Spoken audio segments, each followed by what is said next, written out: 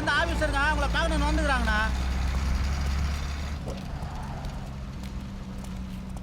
Hello sir, I am Ramanathan from ICBI. என்னங்க சார், சிட்டியில் எங்கள் பேங்க் மூலமாக கொடுத்த லோன் நிறைய கலெக்ட் ஆகாமல் இருக்குது சார். நீங்கள் கலெக்ட் பண்ணி கொடுத்தீங்கன்னா ஒவ்வொரு லோனுக்கு 10% கமிஷன் எடுத்துக்கலாம் சார்.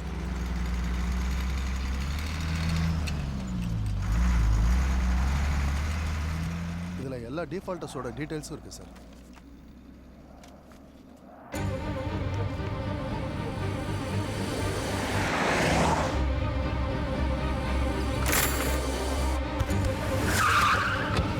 அண்ணா முடிஞ்சிச்சுண்ணா, கையில் போட்டுக்கிறாப்ல. சார் வண்டி வந்துருச்சு சார். போங்க போங்க போங்க, எல்லா வண்டியும் லாக் பண்ணுங்க. ஒரு வண்டி லாக் போங்க போங்க, எல்லா டிரைவர் இறங்க. புரியா அந்த வண்டி போறா பாரு. புரியா புரியா எல்லா வண்டி போய் வா வா வா வா வா வா அவள பாருங்க தூங்க எல்லா பசங்களும் தூங்க.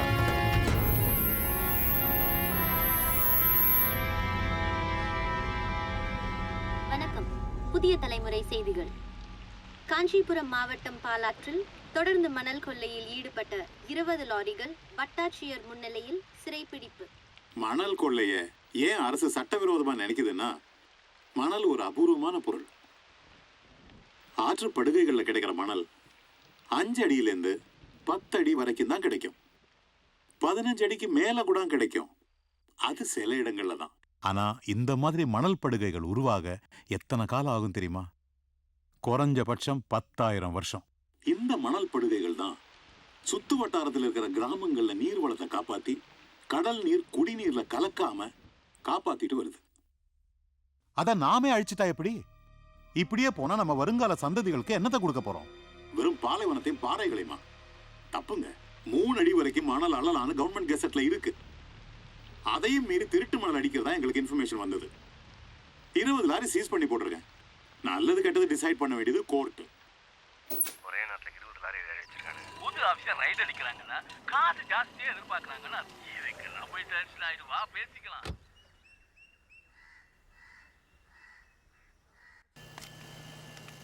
வணக்கம் சார். வாங்க. எப்படி இருக்கீங்க? நல்லா இருக்கேன். உட்கார் சேகர்.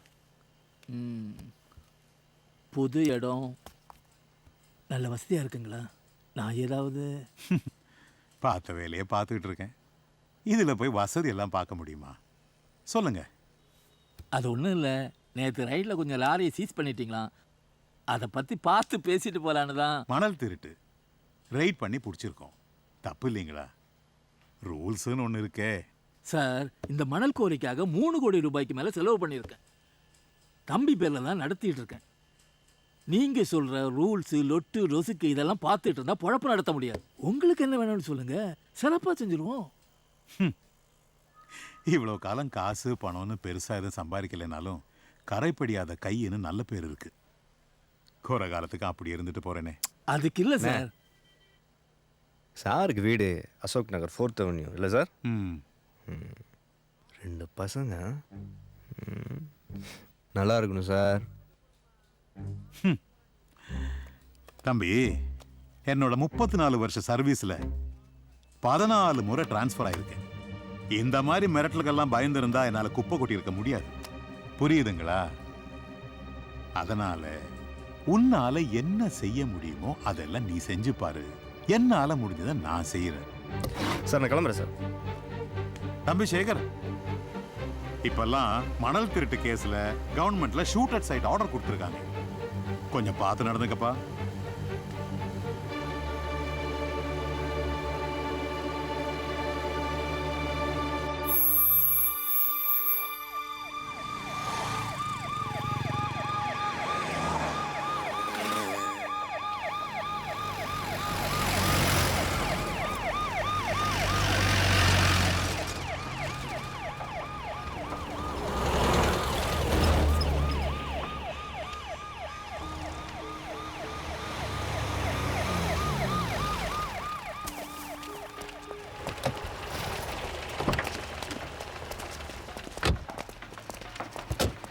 வணக்கம்யா.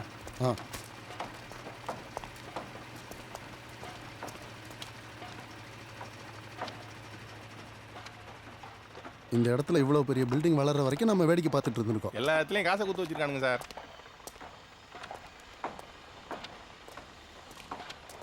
Hello, sir. I am the chief engineer here. You got any problem? ப்ராப்ளம்லாம் ஒன்றும் இல்லைங்க சார்.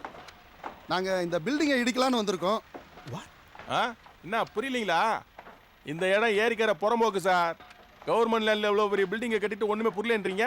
Encroachment property sir. கோர்ட்ல இருந்து நோட்டீஸ் அனுப்பிச்சோம். உங்கள்கிட்ட இருந்து ப்ராப்பராக எந்த பதிலும் வரல.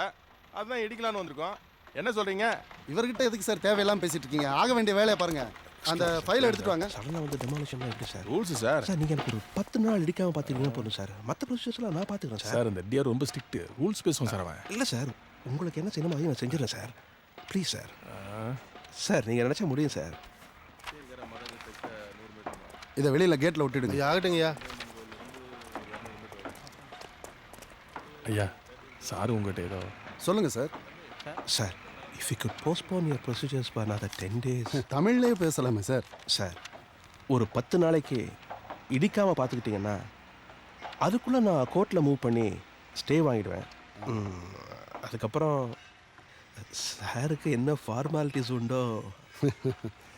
டெமாலிஷன் ஆக்ட் 468 பிரகாரம் இதை இடிக்கலான்னு தான் வந்தோம்.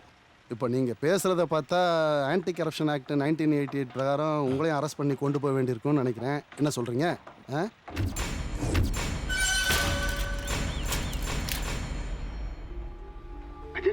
சொல்லுங்கண்ணா.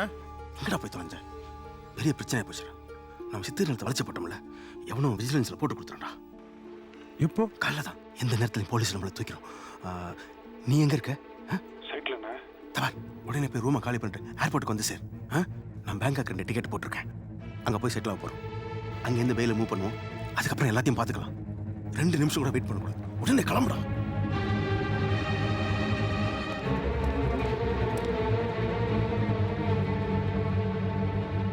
எனக்கு இருக்குது ஒரே பொண்ணுங்க. எனக்கு அப்புறம் இந்த காடு கழனி வீடு எல்லாம் அவளுக்கு தான். மேற்படி நீங்கள் என்னன்னு சொன்னீங்கன்னா என்னால் முடிஞ்ச வரைக்கும் சீரு சிறப்புமாக செஞ்சு கொடுத்தேன். வரதட்சணை எவ்வளோ கொடுக்க போறீங்க, பவுன் எவ்வளோ போட போறீங்கன்னு ஒன்றுமே சொல்ல மாட்டேங்கிறீங்க. இந்த காலத்தில் வந்து சீரு சனத்தையும் பேசிக்கிட்டு. மாமா எனக்கு வந்து திலகாவை பிடிச்சிருக்கு. திலகாவுக்கு வந்து என்ன பிடிச்சிருக்கான்னு கேட்டு சொல்லுங்கள். பிடிச்சிருந்தா காட்டின போட விட அனுப்பி வைங்க மாமா. தாலி கட்டி நான் காப்பாற்றுறேன். அட மாப்பிளையே சூர தங்கா போட்டு உடைக்கிற மாதிரி வச்சிட்டாருன்னா நீ என்ன பேசிக்கின்னு பார்த்துக்கின்னு இருக்கிற வேலையை நடத்தியா போச்சு. என்ன இருந்தாலும் வாத்தியார் மாப்பிள்ள தான். அதிலும் ஒரு தெளிவு தான். பட்டுன்னு சொல்லிட்டாரு இல்ல. மேற்கொண்டு ஆவத்தை பார்க்கணும். கஷ்டம் மாத்தியா மாப்பிள்ளைக்கு பொண்ணை பிடிச்சிருக்குதாமா. வரதட்சணையே வேணாமா. மாப்பிள்ளைக்கு ஒரு வேளை கோளாறுகளாவது இருக்குது என்னவோ. அத்தை எவனாவது யோசனை பத்தியா? கேசவா, இப்படி ஏதாவது கொளுத்தி போட்டுருந்தேன்னு வச்சுக்கேன், சங்க அறுத்து போட்டு. வேற என்னங்க, ஒரு நல்ல நாள் பார்த்து ஒரு 8 நீங்க நம்ம வீட்டுக்கு வந்துட்டு போயிட்டீங்கன்னா முகூர்த்த தேதியை முடிவு பண்ணிடலாம். தட்டை வந்து எடுத்துக்கா.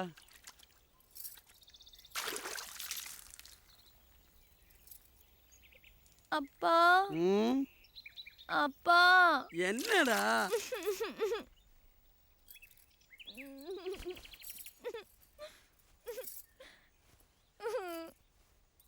என்ன வேணும் என் செல்ல குட்டிக்கு?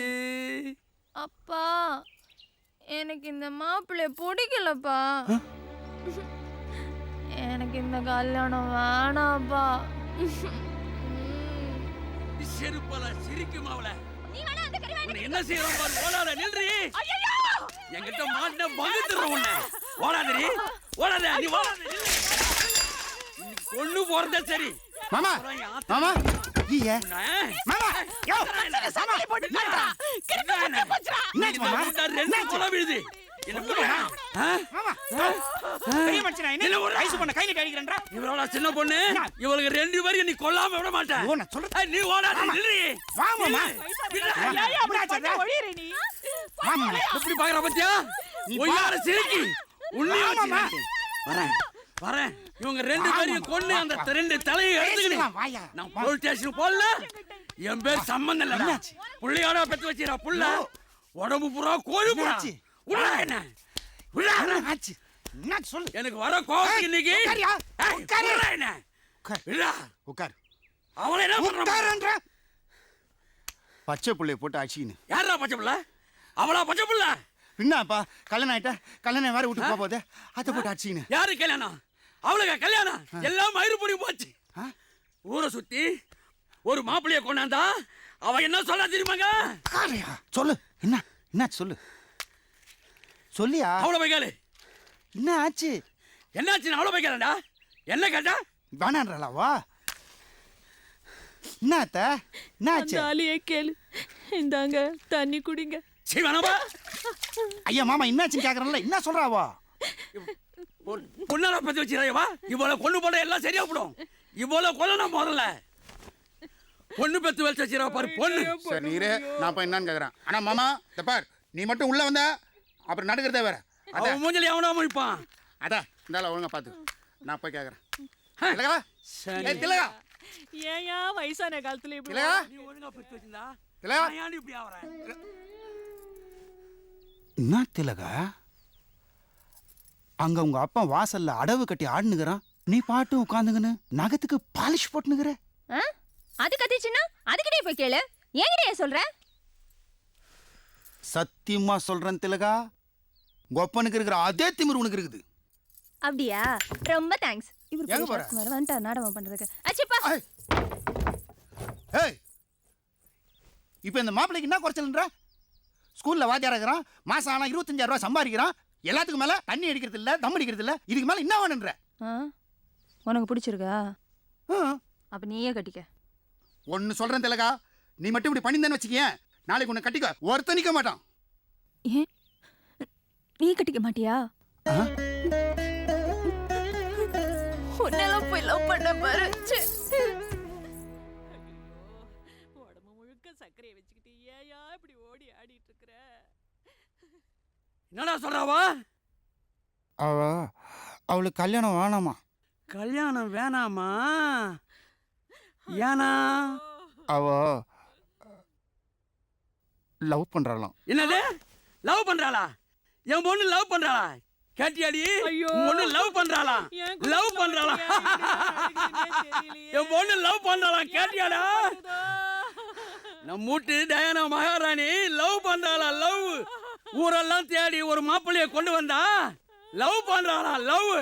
எப்பா அந்த புண்ணியவன் தப்பிச்சான்டா. யார் பெத்த புள்ளியோ இவகிட்ட மாட்டிக்கின்னு சின்ன பண்ண படத்தை விட அவன் தப்பிச்சுக்கிட்டான் இல்ல? அப்பா அது போதுடா. எவனையாவது எடுத்துன்னு ஓட போறாமா இல்ல நானே ரிஜிஸ்டர் ஆபீஸ்ல வந்து கையெழுத்து போடணுமா? கேட்டு சொல்றீ. சொல்லு சொல்லு. சரி, நம்ம டயானா மகாராணிய மயக்குன அந்த சார்லஸ் மகாராஜா யாரா? நான் தான். மானிட பயலே ராமா